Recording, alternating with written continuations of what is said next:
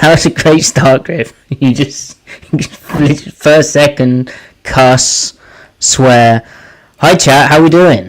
It's been a while, overloaders, but we're back. Apologies for the delay, the double delay. I feel like we say that every time. Not the best start to the podcast, but if you follow us on Twitter or Blue Sky, you'll have seen that Ty is our producer, which also means that he pays for the app that we stream with, and we had to get a code from his email, and because we haven't podcasted in so long, and yeah, boring explanation. But anyway, we're back. Griff, how are you? I am fine. How are you? I am fine too. Do you have a preamble topic, or there's so much Seahawks news right now. Yeah. I say we just fire away. Hell yeah. Let's hit it right off the bat. Can I even remember how to hit it? Of course I can.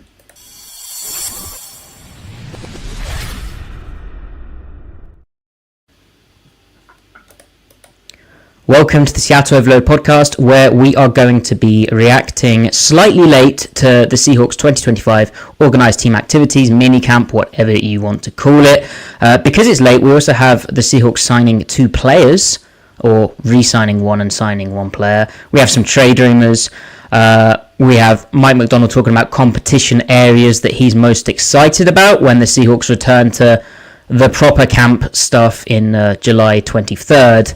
And then we have some data work that Griff's done, or data work that Griff's done, some analysis on, which helps frame, I think, our expectations for year 2 of Mike Macdonald's defense in Seattle, where I think we're excited, and I think if it's clear to us where the defense must improve, and Mike Macdonald's kind of made comments echoing this, but it's also obvious to Mike Macdonald.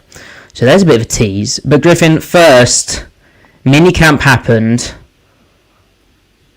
Did the drone get shot down, or do we have the footage that we can bring up on stream right now of the entire 3-day practice? Yeah, I don't know anything about the drone that you're referencing. Oh yeah, that's right. Yeah. Anyone that might have been apprehended in the rafters of the VMAC, I have no idea what you're talking about. Mm-hmm. Outside of that, yeah, we didn't learn a lot from minicamp. McDonald had some comments about Eamon Worry that is kind of like a Rorschach test. It's kind of eye of the beholder type thing. The right guard position is a big question. It doesn't seem like Christian Haynes is running away from it, but at the same time, Bradford seems to have cut some weight and seems to be moving better. There really aren't any other battles except for maybe the third receiver spot.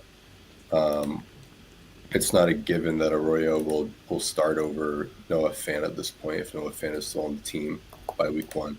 So not a lot has been clarified. It just seems to be easy does it. Kind of status quo. I don't know. Did you draw anything differently for minicamp? Well, that's a bit depressing. Mike Macdonald was pumped about it. He was asked on Seattle Sports, the flagship station of the Seahawks, what competition areas that he was most looking forward to seeing play out. Mm-hmm. And I think they act as good spin-off points around the team. John Schneider also went on the Rich Eisen show, and he spoke about a competition area that he was looking forward to. So let's start with, McDonald mentioned a few things, and we're not going to talk about punt returner, probably not, or gunner, because special teams, right? But wideout was the big one. Schneider, when he was asked about the Metcalf trade, he's really selling the exciting receiver moves that they moved afterwards. And McDonald's clearly looking forward to this as well. So, wideout Griff is something we've spoke about before because it's the obvious one. Obviously, then bringing in Marquez Valdes-Scantling, signing Cooper Kupp, having to replace Metcalf. But I mean, drafting 2 receivers. How do you see that shaking out? The receiver room. Yeah. Yeah, it's weird because you have JSN, you've got Cup. It's kind of a question mark, but number 3 is wide open. Jake Bobo's incumbency will work for him. I think he fits the scheme well as a really, he can play all 3 spots, but he can block. He's a big body, so I have a weird feeling that Kubiak will want to use him more than maybe the fans want him to be out there. Torrey Horton, though, is someone that has a real talent, and if any of these guys are going to emerge and be more than anything other than like a wide receiver 4 at best, I feel like it'll be him. He might kind of solve their X receiver problem. I like his route running. I think he can get off the line. So he's probably the most interesting to me. Probably the Derek Young's last chance to show something. I mean, in a perfect world, he'd be like an H-back, and especially in this scheme. But he's really not a good blocker. So it kind of makes it awkward. Maybe, I don't know, they should think of him as more of a... That's tragic as well, because they straight up tried to get him on the field as a blocker 2 seasons ago. Like, he'd spot in like I think it was in the 13 personnel package, and he'd spot in as a blocker type. Struggled to get on the field last year. Obviously, some weird things going on scheme-wise, but like, I guess with receivers, you always have to... Well, first of all, you have to credit what Kubiak did in New Orleans with how like he found ways to get their kind of weird-ish role-playing receiving group like on the field and touches via different personnel stuff. So that's a cool aspect. But ultimately, receivers still, while you have to be like, it's certainly not fair to like bucket them purely into you're an X, you're a Z or Z, you're a slot. I don't think that's fair to do in the NFL, and certainly not in Kubiak's system.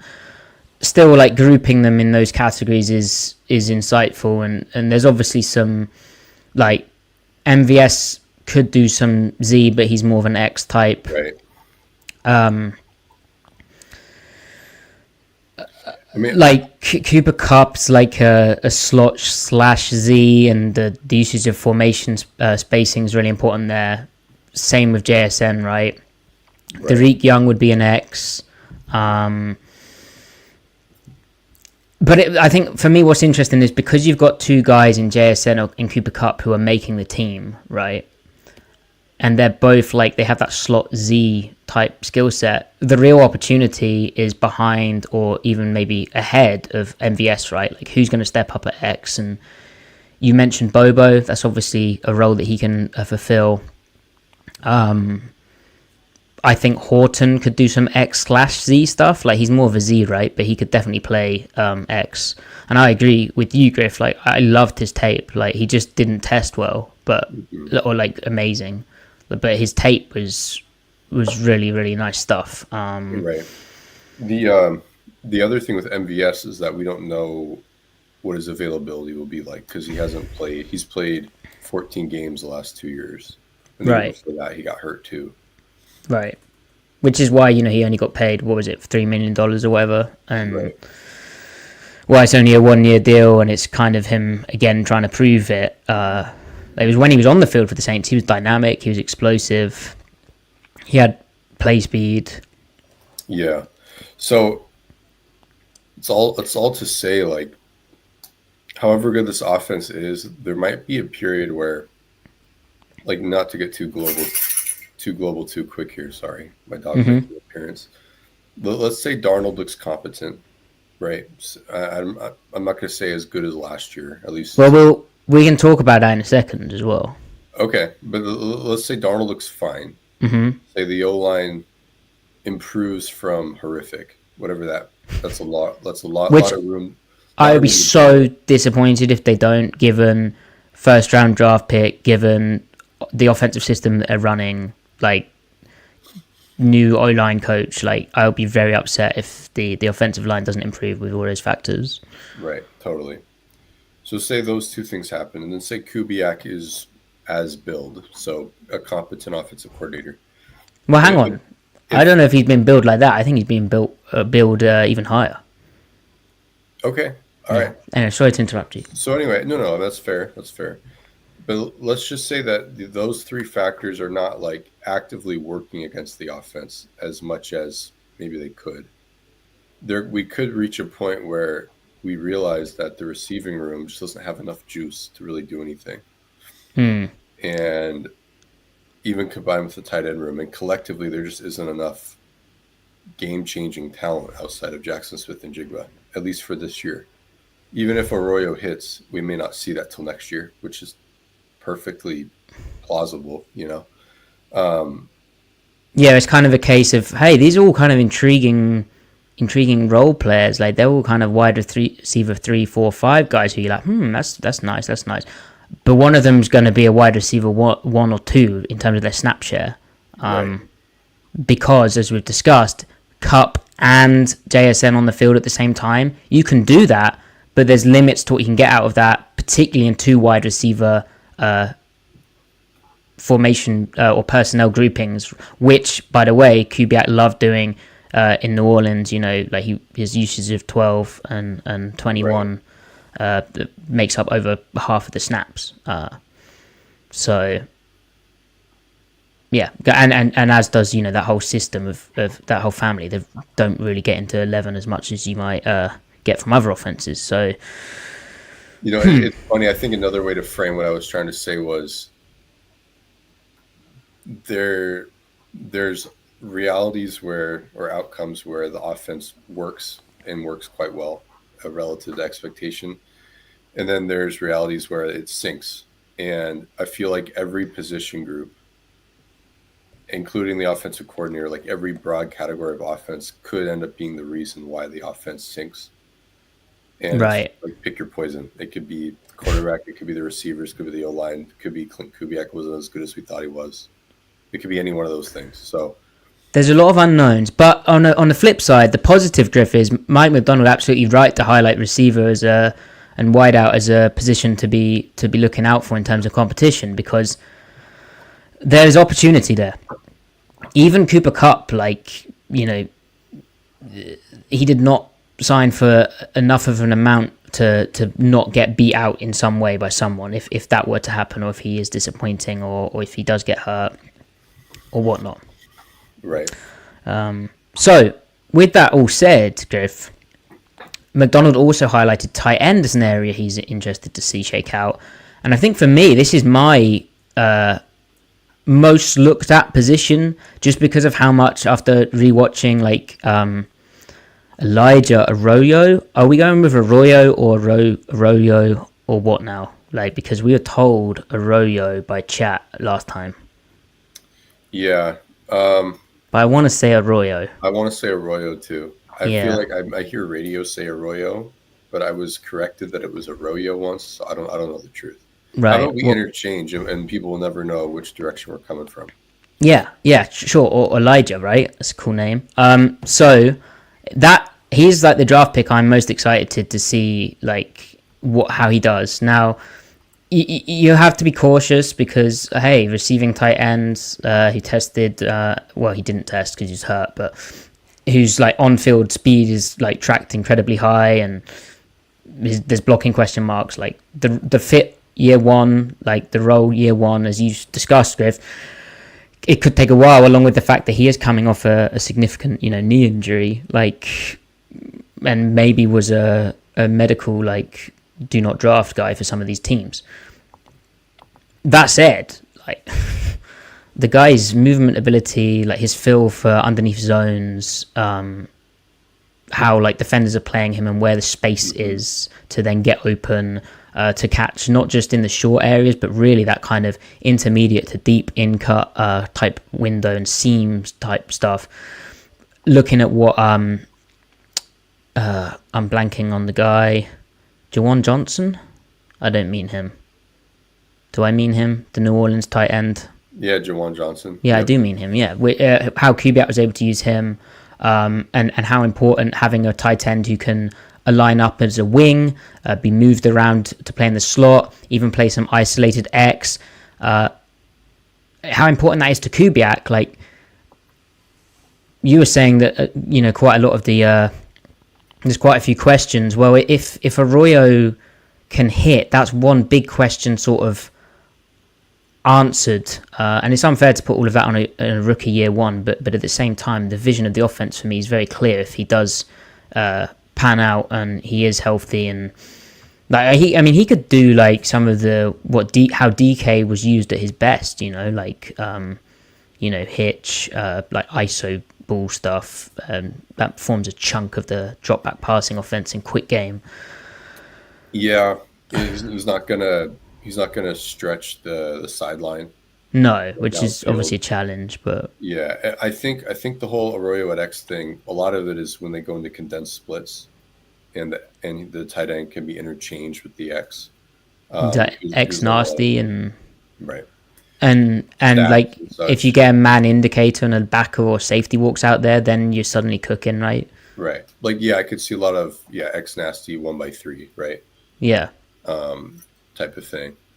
But I think him, like, you'd have to back John into a corner and say when he was asking the question rhetorically, like, could he play X? Like, 'cause that was John quoting Schneider there. You'd have to back him in the corner, ask him what he really meant by that, because it's not like he can be an actual wide split full time receiver. Well, and also Griff, he is a scout. Yeah, true. So scout brain. Not the scout shame, but yeah. Okay, so yeah, tight end. Obviously, Noah Fant is in some peril. Like, obviously, John Schneider is like a big fan of the player that came over in that massive trade, and yeah, the he's getting paid quite a lot of money last year of his deal, and he's not really justifying that, or hasn't yet justified that in Seattle. You get the odd flash, when he's given a clean release on a crossing route, you're like, oh wow, that's super impressive, but hasn't really come together for him. And you hear like Macdonald talk about displacing the defense and creating levels of separation, separating the defense in the run game. That's not really Noah Fant. Right. I agree that he's been underwhelming. But the more that I think about it, the more I think that Kubiak will want him on the team just because it's another body there. And they're going to use so many of their tight ends. Even if he shakes out to be your third best tight end, or kind of like another 2022 year where all three of them are solid, but they don't really distinguish themselves compared to one another, the interchangeability could be useful. There is a degree of interchangeability with him and Arroyo already, right? Mm-hmm. I think Kubiak will get use out of him. Probably not a lot of volume, but I think he'll be an important piece. So the more I think about it, I think he probably stays for this year. That doesn't mean they didn't explore doing something with him. But especially after you lost DK, you kind of need as many established bodies to soak up targets as possible. I think that's like just looking at the roster, like on like ESPN or whatever, like just without that, it's an obvious statement. But as you said, without that presence of DK, it really does look like a 12 personnel, or at least, base personnel. So 2 receivers on the field each time for the majority of snaps offense, which that's not really a surprise because it's what, it's what Kubiak's done. It's what he kind of knows. So that's not to say they won't use 3 wide receivers at certain points. Of course they will. It's the NFL. Like, that's just the way offense has gone, particularly when it's dropped back, particularly when you're in pure pass mode. But at the same time, when they're in the kind of neutral situations, start of game, that type of stuff, they're going to be using 2 tight ends, like just looking at the roster. And that's where AJ Barner Griff's so valuable, a guy who we're big fans of. But his inline ability, and obviously the addition of Eric Sorber in free agency is kind of thinking more inline as well, right? So Right. Definitely. For like... And like in terms of drop off of like their best traits, those players, there isn't too great a drop off. It's pretty solid tight end room, and that's even forgetting the fullback / tight end in Brady Russell, who may not make the team depending on how Robbie Utes does. One of them might get on the practice squad. Right, agreed. Okay. Griff, are you ready for McDonald's third competitive area that he highlighted? Yes, I am so ready, dude. He'd spoke enough about the offense. He was very eager to then say what four guys are going to rush the passer. Which the man thinks about pass rush. He knows how his defense is going to be dominant, and that is really getting teams into the pass rush situations. Bit of a tease for what we're going to talk about in a second. But then getting pressure with those four guys. And that is a bit of a question mark, Griff, because you've got... Last year, it was Jaron Reed and Leonard Williams on the interior. And Byron Murphy occasionally got some spot work, but it was Jaron Reed was the signal caller for a lot of the time. Then you had an interesting rotation of primarily Derek Hall and Boye Mafe. This season, it could look radically different because obviously they added DeMarcus Lawrence. You have Byron Murphy in his second season, and Uchenna Nwosu, timeline unknown. Right. Mike Morris, is it going to happen for him? But you have a number of interesting names. So, I mean, Griff, how do you see this competition shaking out? I know when we watched DeMarcus Lawrence's tape before injury, and maybe he was playing hurt for a while, but it wasn't too impressive. The box score is a bit misleading in terms of his sack total. Yeah, how do you see this shaking out? I think at edge, Hall and Mafe will be your leading snap receivers. So probably each of them will get about 700, I imagine. Depends on Nwosu, right? If Nwosu wasn't part of the equation, I think each of them would get about 700. If Nwosu's there, Nwosu probably gets 500 because he'll be coming in late. And then Mafe and Hall would probably get about 600 each, maybe 550. I think they want to give DeMarcus Lawrence 400. They probably have him when they're in big nickel 4-2-5 against 12 personnel. They'll have Lawrence out there probably the whole time. Yeah, like as a head up on the tight end type guy as well. Like just knock the crap out the tight end. Yeah. Not definitely. Play super wide, but play kind of tight. Yeah, definitely. I mean, it'd be really cool if you could see a lot of Nwosu and Lawrence out there together. But we also want to expect might be too strong, but see if Derek Hall can kind of grow into that kind of run defender as well. Because he has the tools for that. Yeah, and he's such a flashy player, right? Like when it happens, oh my gosh. Yeah. I mean, I mean, you could comp him to DeMarcus Lawrence as a run defender to begin with coming out. So we'll see there. So you're 3 deep minimum. You probably have 4 guys, and there's only 2,100 snaps to go around at edge. So you got to think like divide that by 4. That's your baseline. Then who steals from who to get over 500 or below 500? And then we also have to remember that some of the bigger guys will be playing edge in the pinch as well. So Mike Morris might snap 50 snaps, 50 to 100. Leonard Williams might steal some edge snaps, right, here and there. So, and then I don't know what Riley Mills' deal is, but he'll be coming into the fold eventually. Right. With his injury. And you kind of liked him as his pass rush, like he was intriguing, right, in that area for you. Yeah, more as an interior pass rusher. Yeah. But first and second down, he'll be playing more edge, yeah. I think. And so when McDonald says about like the pass rush grouping with 4, that's an area where DeMarcus Lawrence, he'll have some like competition at edge, but really he can slide inside the 3-tech and yeah, that'll be interesting to see how many 3-tech snaps he gets. And obviously it's a pretty tough competition that he's up against, particularly with Murphy in his second season. So they've got rotation options, and again, it's understandable that McDonald's excited to see that because you've got so much talent, you've got so many different skill sets, a combination of experience with like ascending young players, and it's how you knit all of that together along with doing your more exotic stuff like blitzing, sim pressures, and kind of put together your clear passing down packages. On Nwosu, Griff, obviously he had off-season surgery. Schneider said back when he reworked his deal in 2025, lowered his cap number, he said it's unknown if he'll be ready for week 1. This was 3 months ago, and he'll probably start on the PUP list.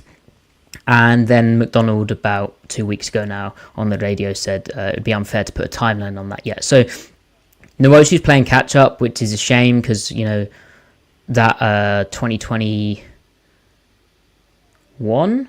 No, that's way too... 2023, odd number. That 2023 year, he before he got hurt, he was kind of key to a lot of the things, and when he got hurt, the knock-on effects of that were disastrous. So at his best, he's a really disruptive player against the run and the pass, and yeah, hopefully he can stay healthy. Hopefully his recovery this time goes good, but it's obviously a question mark. Finally, Griff, Macdonald said, well, he said a few other positions, but I think in terms of the one we can talk about in detail is the back end of our corner room, because since that comment, the Seahawks re-signed. They signed Shaquill Griffin, who's returning to Seattle. Of course, he was a third-round pick of the Seahawks all the way back in 2017. Yeah. And learned under the Legion of Boom, or the sort of embers of the Legion of Boom. All right. You can one of the first players we spoke about, Shaquill Griffin. You can get conspiratorial with this, or you can just be like, it's just a veteran adding to the depth of the room. So how many snaps did he play last year? He had 600 snaps? Yeah. So that's not nothing. He's still he's a real corner still. This isn't, No? Feel free to opine. Yeah, no, he is. He turns 30. He turns 30 next year. No, he's 29. He's going to be 30. He had 600 snaps. He had significant playing time on a very good defense last year. He was kind of their third corner. He was their first corner off the bench. So they played they played quite a bit of corner off the bench stuff, hence the snap total, along with a couple of injuries. Totally. So we're not talking about a player that is wanting to play 100, 200 snaps and then float into obscurity. Now, maybe this is all you could get, right? The market dictates what it dictates. And maybe he's turning into that player, right? My thinking is, I mean, if he comes here right now, the team loves Josh Jobs so much. There are only 50 to 150 snaps available to him right now. We know that they're a man team. It's always good to have, as many corners as you can get, right? But here's where I turn into here's where I do the windy meme. What does this mean? Look, so Brady Henderson and like the grapevine, they keep talking about how they don't suspect Tariq Woolen will be extended by the team. So there's that variable, okay? And that variable is independent of the next thing I'm about to say. We also know, we don't know this, but it's being rumored heavily, of all these edges that are out having contract disputes, Micah Parsons, Trey Hendrickson, TJ Watt. Two of those three names, and in particular, Trey Hendrickson, has been linked to the Seahawks, at least in that John Schneider supposedly is called, okay? He calls everybody, so it may mean nothing, but maybe there's developments there, okay, that we don't know about. We know that when the Leonard Williams trade occurred, we found out after the fact that had been in the works since the previous summer because he got traded at the trade deadline, right? Mm. And Mike Salk was talking about, hey, D-line trade. So Mike Salk heard something. Mike Salk keeps talking about Trey Hendrickson. Mike Salk kept talking about Geno Smith wasn't long for the Seahawks. He kept talking about a DK trade for years. And as we learned, Brady Henderson then reported that DK Metcalf had requested a trade like every offseason the past 3 years. So Mike Salk hears things. Or maybe he's just an excellent reader of the tea leaves. Okay. So my thinking is, regardless of whether you want them to trade for, say, Trey Hendrickson, if they're working a trade for Trey Hendrickson and they've already made up their mind, barring a season that they're not predicting out of Tariq Woolen, that they're not going to extend him, wouldn't it make sense to try to get value out of Tariq Woolen? Now you can still get value out of him via comp pick, right? If he goes in free agency. I'm just trying to connect the Trey Hendrickson dot with the Tariq Woolen dot and looking at the Shaquill Griffin as not that Shaquill Griffin would ever be as good of a player as Tariq Woolen, but he played 600 snaps last year. He can give you a load that would bump Josh Jobe, or maybe he and Josh Jobe would intermix with each other. But I see the Shaquill Griffin trade as not just depth, but as a potential hedge for a move happening. And maybe a move that won't happen until the trade deadline. But I think there's a little bit more to this than just, let's just sign a depth veteran cornerback. But I'm done with my tinfoil hat. Matty, an interesting hypothetical. But like, have you watched Shaquill Griffin since, I don't know, 2020? Like, only when Seattle's played him. Right. Any thoughts there? He seems fine. Seems fine. Well, what do you think? I think it's not the nicest scheme to play in sometimes with Brian Flores, because like, if the corner doesn't get noticed much because there's the sack, or the corner gets thrown at and the corner has to make the play, and they're one-on-one a lot of the time, obviously with pressure helping in like the high leverage situations. Yeah. And like, he did have 6 pass breakups and 2 picks, but he had some tough moments as well, which I think is the type of corner he is. In Seattle, I don't know. I think he blocks me on Twitter. I think that's the thing. But in Seattle, he seemed to just have like real highs and real lows, and I don't, like, just a lack of consistency, even in his technique. Like, it was sometimes what's he doing? Him, right? Yeah, and I think same thing with Minnesota. He's kind of and there is an inherent feel to playing corner. Not that I'd know how to play corner at NFL level, but like, there's an instinct to it, and I think Griffin sometimes, not you, Shaquill, sometimes relies too much on his feel and instincts, and it all kind of gets a bit sloppy. He gets 5e, right? Yeah, like, I'm almost be surprised if he makes the team. But then they haven't, they didn't draft a corner, so there is a lack of depth on that back end part, and they like Jobe, and I like Jobe. I think he's scrappy. I like his technique a lot. At the same time, he has his limitations. I'm not saying Shaquill Griffin is any better necessarily at those limitations, but yeah, it's funny because corner went from like, because you got Devin Witherspoon and you've got Woolen, it goes from like, that's fine, that's sorted, to if you want to play Spoon at nickel, and you probably would in clear pass downs, right? Then what is there? Especially if they don't feel good about Woolen, or if they do indeed trade him for Trey Hendrickson in a mad theory, which would probably see you become even more. I think Tariq Woolen is the exact type of player that John Schneider won't pay that he should pay. He's the exact type of player that walks. People say, they couldn't pay him because he got benched 2 years in a row. Right. And he's not a top 10 corner, so you don't pay him type thing. Which I think you could maybe even make the argument that he is a top 10 in a good year, 100%, right? Yeah, and like, I don't have an affinity for Woolen like the way I have for past players that will let left. It's more so just kind of like, I find all the frustrating things equally frustrating as everyone else. The tackling, the sort of cautious run support at times, the occasional lapse of concentration, the sort of recovery to speed, which sometimes isn't the thing to be doing. Right. It's just all that comes with top 3 stats in one-on-one coverage, not just man, but you get a lot of one-on-one in zone as well. Single coverage, that company's chart matches the tape. I mean, because they play so much single coverage, there are going to be more opportunities to screw up, and our brains will register those negative plays.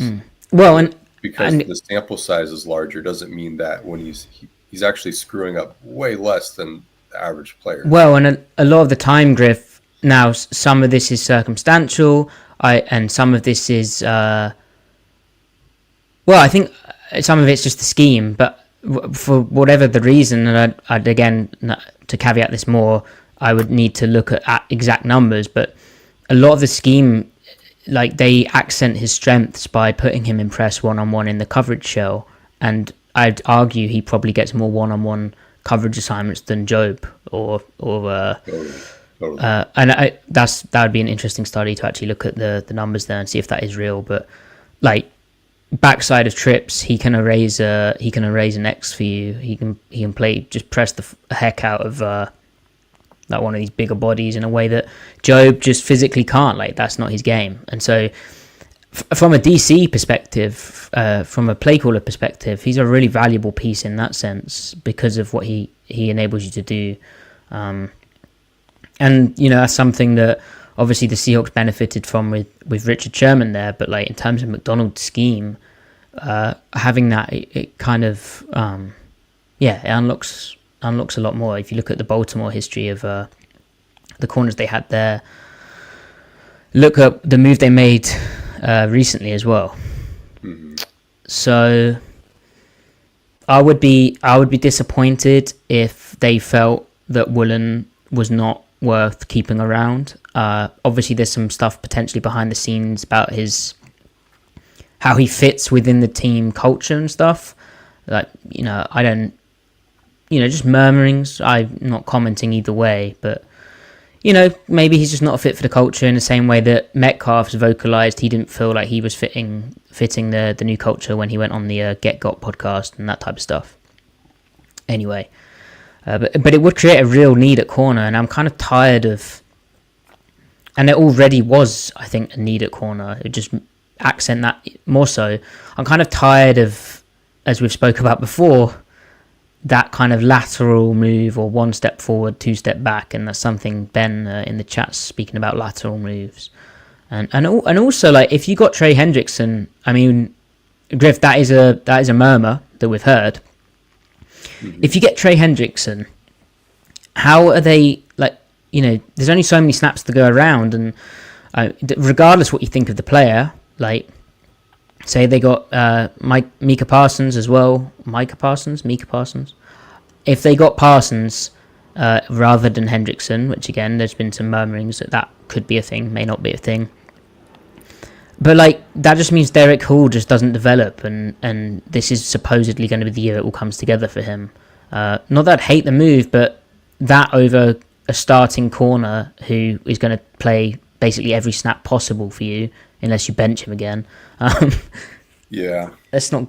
Yeah, it's tricky. So, I mean, what do you think of Hendrickson?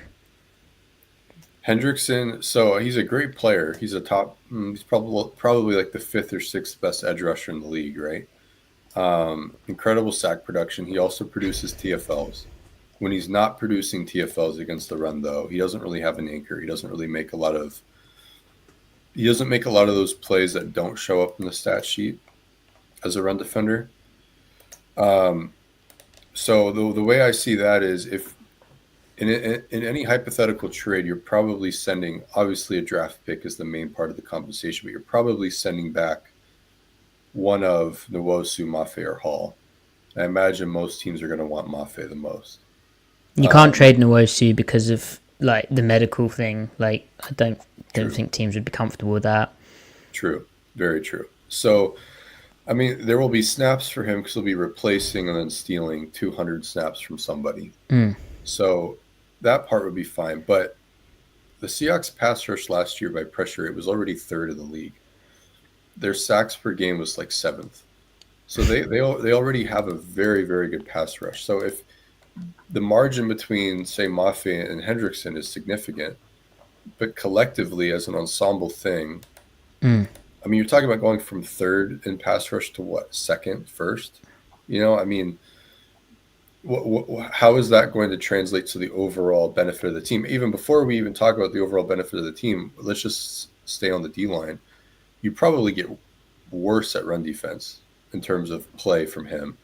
maybe it stays the same. So the only thing that's doing is improving the pass rush marginally. And then the question is, well, how much does improved pass rush help your 10th overall rank? If you're already third in pass rush, what is going from third to second to first going to do to that 10th overall figure? I just don't see what I don't see what areas you're able to improve in from it. So like if you're 30th against play action, which they were last year, improved pass rush isn't going to fix that or even help it, because if it would have, or if it could, it already would have, right? Because you're already third in pressure rate. So you're even third in pressure rate against play action. So clearly pass rush isn't something that can access improvement for you there. And then they're already first on third downs when it's a clear pass situation and second and long in terms of defensive EPA. So all you're doing is reinforcing a strength in a category that has kind of been maxed already. So to me, it would be more like a roster building move, like wanting to dump resources into one individual player to maintain a unit production or production from a certain unit so that you can then pivot with your resources into other groups. So maybe it would help indirectly. But for 2025, I think in this hypothetical that we've presented, which is only our hypothetical, so it could be a false premise to begin with. But if you're to swap Woolen somehow for Trey Hendrickson, you're going to be worse. You're not going to be better, especially with the way the team is drawn up right now. So well, and that's for one season, right? Like Hendrickson turns 31 years old in December. Right. Woolen is a middle-aged by NFL career terms corner. So, again, it's something that should be factored in. Right. Griff. We'll skip over centre. We'll have to talk about centre another time, but Christian Haynes working at centre, sort of noteworthy. Obviously, they're going to try guys out everywhere, but Olu Oluwatimi's lack of versatility, or the fact that he's only ever played centre in his career, fit in a wide zone scheme. I have to see how that shakes out, but that's going to be an interesting one. But Griff, you've been doing some work 9 days ago, so not too long ago. But I think the framing of it is a nice launch point for our expectations of year 2 of Mike Macdonald's defense, where he came in, the overall results were an improvement, and it's pretty exciting. The certain strengths of positions, like that pass rush you mentioned, like their performance in certain areas. But Griff, you've got some data which, well, we all know there's some ways to go for the Seahawks to have a top defense, to have a top 5 unit. And Griff, you've got some data that highlights maybe areas for them to target, stuff which Macdonald, I think, is aware of and has kind of spoken to as well in the off-season. Are we talking the play action numbers and the... Yes! Would you like me to read them out? I can bring them up on screen for you. You can if you want. It's fine.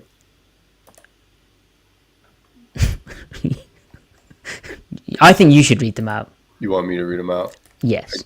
Let me find them.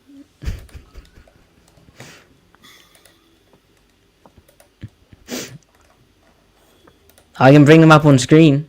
Yeah, do that. You'd like that? While we're doing that, we had a very kind donation from Ben. Let me bring this up. And chat, good to be back. Thank you, everyone. Please do like the video, subscribe to the channel if you haven't. Ben, thank you. That's incredibly kind. Are we going to be bad? I'm losing all hope in the offense.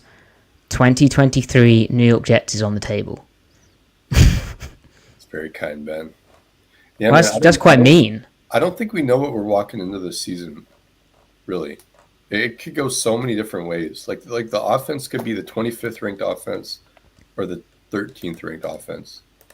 The defense could improve. It could stagnate. It could regress even.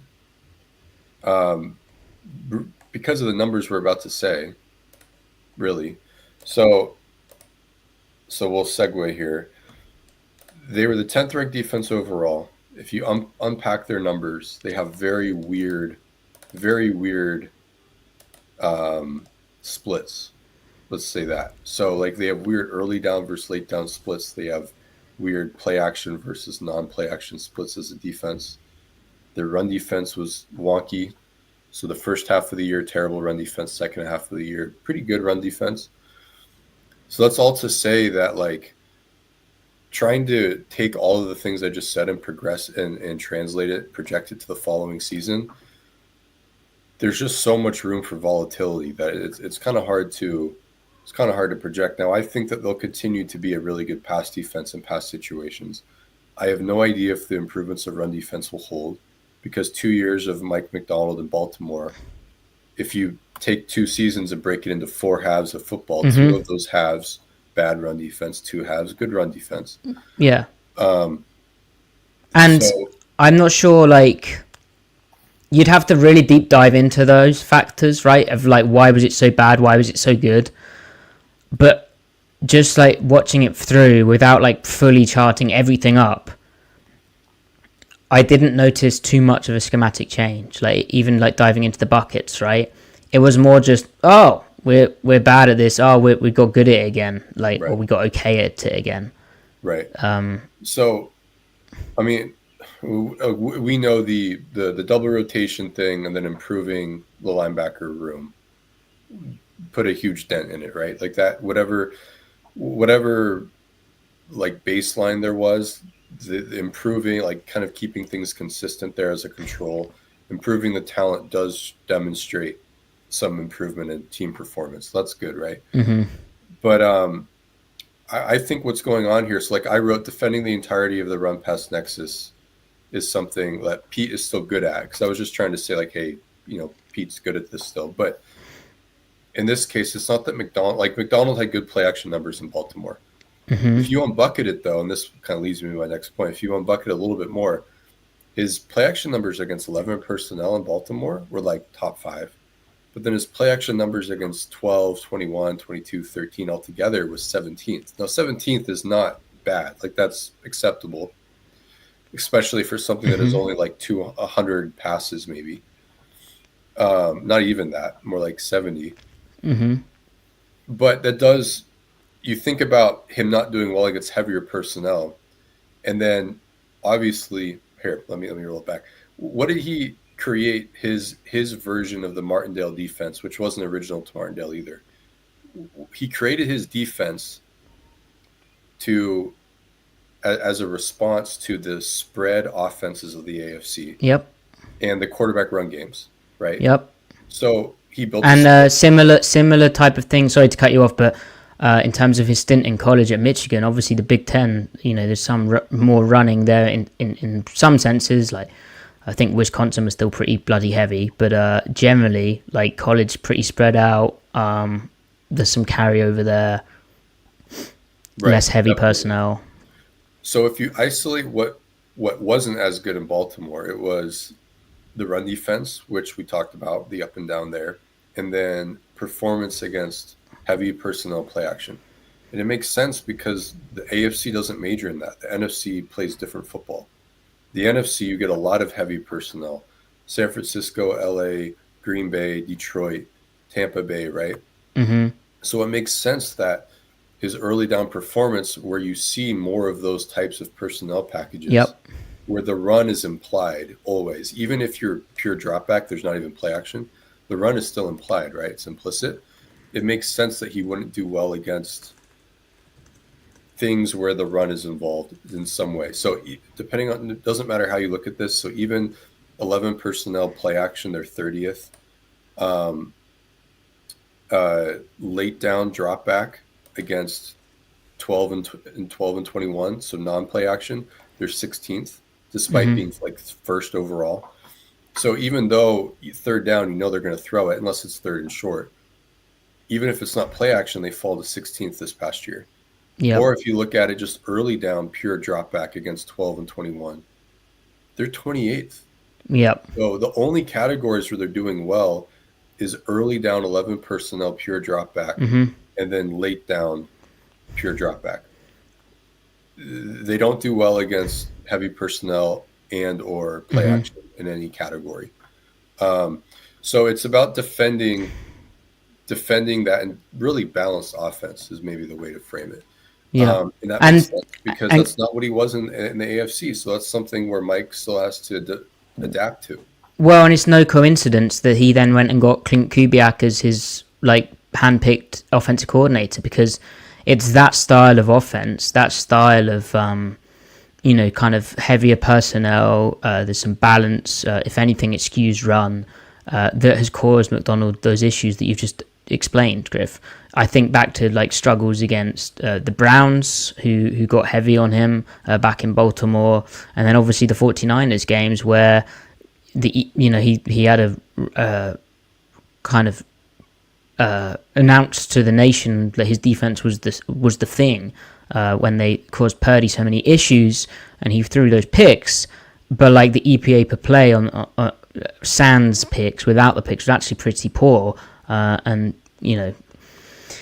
it's interesting because I think it comes to also, Griff, like, this isn't to say Macdonald has a weakness here. I'm sure he's very much aware of these types of numbers too, but it's like the challenge of defense in that, how are you allocating your resources? What are you choosing to focus on? And what are you trying to defend? And I felt at time like they spend so much time in nickel. They dabble in big nickel. Obviously, Macdonald's absolute strength is his defense's performance in those clear passing downs and the ability to get pressure with just 4 and that type of stuff. That then, how much time and energy and resources are you devoting to the base stuff and the stopping the run stuff? You could argue the flip side, that what Pete Carroll did was, or what the Seahawks defenses did in those latter years, which was maybe a problem, was sometimes over focusing on stopping the run, and maybe on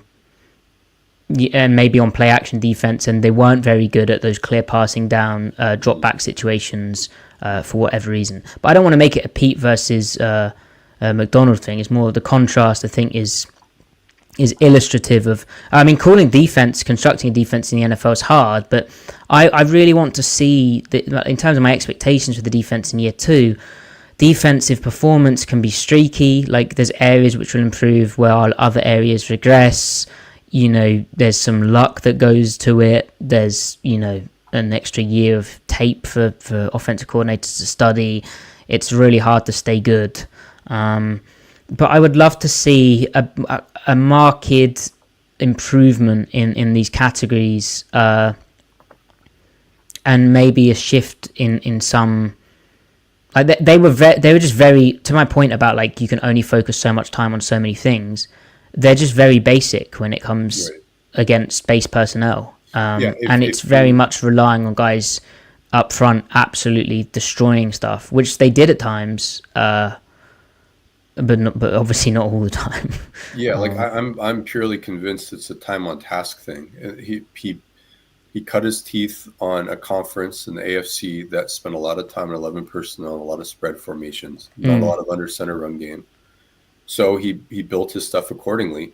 If you took his defensive just on paper, and took Kyle Shanahan on paper, and you put them on neutral territory, took those two fish out of their respective waters, on paper, Kyle would have the advantage. Now, we know how that game went in 2023.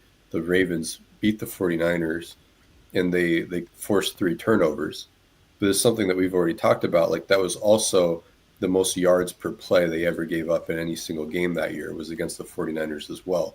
So conceptually, Shanahan had the advantage on Macdonald. But I think strategically, Macdonald knew he couldn't defend all of that. He just needed to force Brock Purdy into bad situations and take advantage of it, and that he did. So, like, Mike won the war there, but for a full season, like, it's not going to be sustainable, and we saw that. That's illustrated by the early down performance this past year of them being like a bottom 5 defense on early down. So that takes into account play action, drop back, and the run game, right?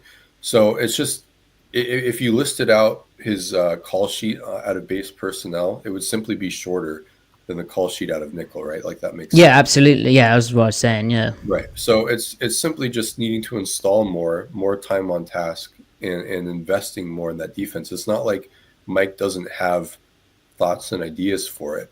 It's just you gotta, shift your thinking there. And then once he shifts his thinking there, he'll come up with solutions. So I think we're really curious to see what Mike does with the full off season, having his bearings now, being able to adjust to his first year. And we'll be able to literally point on the screen like, hey, this is what he's doing differently. If they improve, it won't be for no reason. It will be because they've installed more fire zones, or they found a way to bridge 5 down and 5 down front with nickel personnel. Yep. Things of that nature, run stunts. Like we'll be able to know. So yeah, that's exciting, and I mean that's just a cool way of breaking it down, Griff, with the personnel, because if you just read out those stats as like, hey, they're good at this, but they're bad at that, without the personnel context, you'd think, oh well, obviously they were better in Baltimore because they had Roquan Smith and they had Patrick Queen and they had better linebackers than they have in Seattle, particularly in that first half of the season. But the fact that in Baltimore they still had those struggles against base play action as well, base personnel play action, that's really something. You said they were like middling pack performance wise, or were they terrible? Against what now? Base personnel play action in Baltimore. And they were 17th, yeah. Yeah, so like middling. So maybe that does speak a tiny bit to having slightly better linebackers for a whole season. But yeah, also intrigued. And it matches the eye test. Like, it really does match the eye test and the kind of feel that you have about a game. So not only is that illustrative data, Griff, but most importantly, it proves our priors. So more important than anything else. Exactly. Chat, I hope you enjoyed that. It was good to be back. We still have stuff. Oh wow, look at that. I'm rusty. There we go. We still have plenty of Seahawks content to talk about. When we do it, we'll let you know on X, on Blue Sky. We have the Nick Emanwari tape to look over, the Elijah Arroyo tape, the Jalen Milroe tape, which I saw someone in the chat asking for. We have so much to get into, but Griff. Emanwari might be controversial. Okay, these are from Oprah. Are you ready?